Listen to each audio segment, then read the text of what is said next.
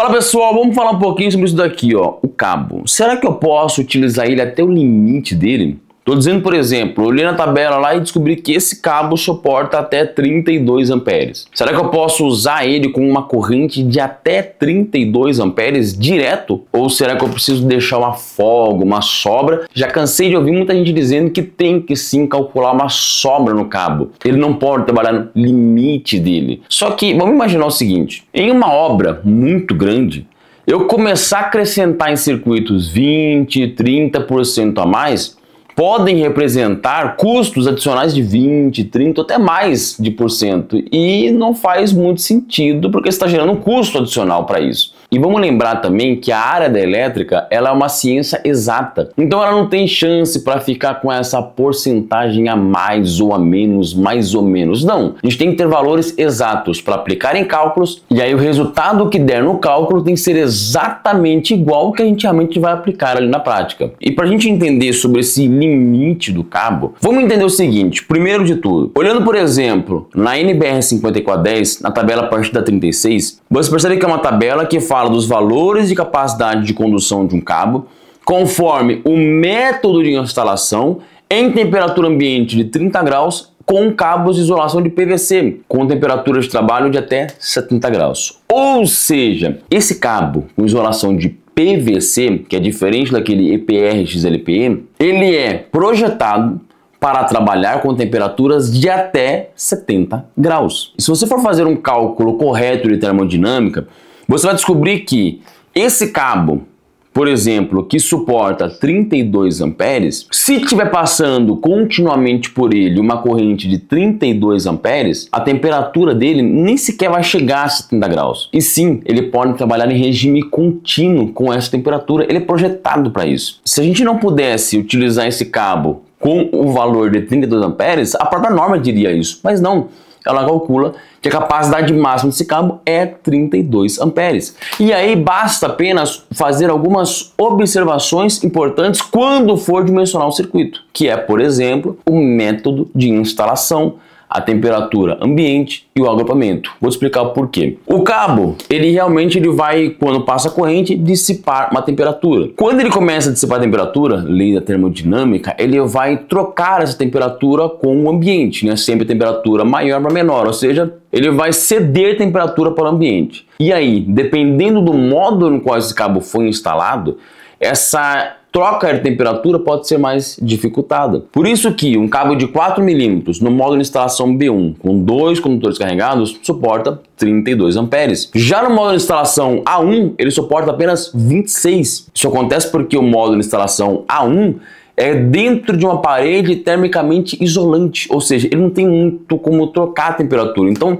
ele tem que ter uma corrente menor para ele não aquecer tanto. Então o primeiro fator sempre é o método de instalação. Mudou o método de instalação, muda realmente essa capacidade do cabo. E aí o outro fator é o agrupamento. Por quê? Porque se eu tenho um circuito passando dentro de eletroduto, um circuito, estou falando de 2 condutores, no caso de uma fase ou fase neutra, ou um circuito com 3 condutores carregados, se for um circuito trifásico. Esse circuito, ele está dissipando uma temperatura. Já se eu coloquei outro circuito dentro do mesmo eletroduto, ou dentro da eletrocalha, e ele também está carregado, ele também está dissipando temperatura. E então, eu preciso calcular um fator de correção, porque como eu vou ter mais temperatura dentro do mesmo ambiente ali, do eletroduto, da eletrocalha, essa temperatura máxima que ele pode dissipar é menor. Então, eu preciso aplicar um fator para corrigir esse agrupamento dele, né, para poder descobrir nesse momento qual que é o máximo de corrente que ele tem que passar, porque quanto mais corrente, mais temperatura ele vai ceder ao ambiente.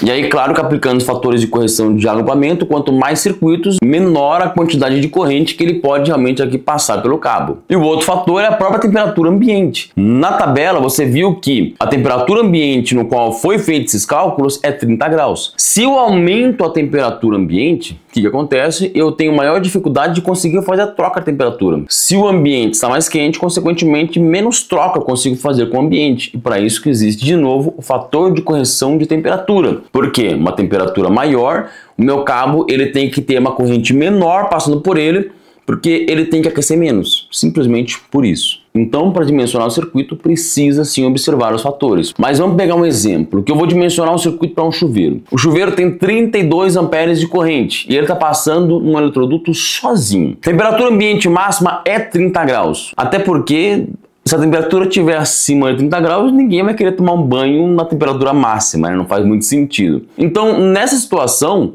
se eu peguei o cabo de 4 mm com isolação de PVC, e ele suporta até 32 amperes, em regime contínuo de trabalho, ele vai ter uma temperatura de até 70 graus e está tudo certo, o cabo é projetado para isso. Claro que lembrando que aí eu preciso limitar essa corrente, no caso de um curto-circuito ou uma sobrecarga, ou de repente alguém aumentou a carga do chuveiro, colocou um mais potente, eu não posso admitir isso. Então, eu tenho que ter um disjuntor de 32 amperes para esse cabo de 32 para limitar essa corrente. E aí, tá tudo certo. Agora, para outros equipamentos, outras situações no qual dentro do eletroduto passa mais circuitos ou tem uma temperatura ambiente maior, eu calculo os fatores de correção e aí provavelmente eu vou precisar aumentar a bitola do cabo para poder suportar a corrente real, porque eu preciso sempre calcular o disjuntor, que irá proteger o circuito, através da corrente corrigida do cabo, ou seja, eu pego a corrente que o cabo suporta e eu aplico os fatores de correção, e aí eu vou descobrir qual que é a corrente corrigida real do cabo. 30 graus em um circuito só,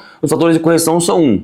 Qualquer número vezes 1 é ele mesmo, então o fator de correção vai ser sempre igual à corrente do cabo. Já se eu começo a aplicar alguns fatores de correção porque a temperatura é maior ou eu tenho agrupamento, essa corrente do cabo vai cair. E aí vai ser a corrente corrigida do cabo, que ela precisa sempre ser maior ou igual à corrente de atuação do disjuntor. Por exemplo, um cabo 32 e o disjuntor de 32. E aí nessa história é que entra a tal da queda de tensão. Quando eu tenho um circuito muito longo, o cabo ele sempre aquece. Então ele vai ter uma dissipação térmica por metro de cabo.